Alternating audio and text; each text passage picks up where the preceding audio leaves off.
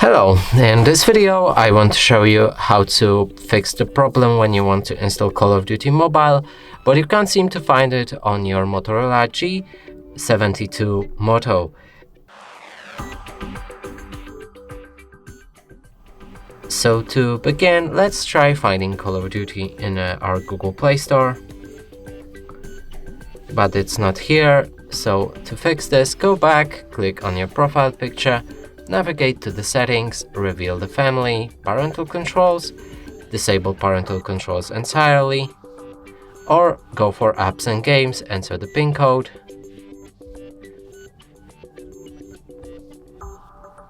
increase PEGI to at least 16, make sure to save the settings afterwards, go back, find the Call of Duty, and it should be right here available to install or play.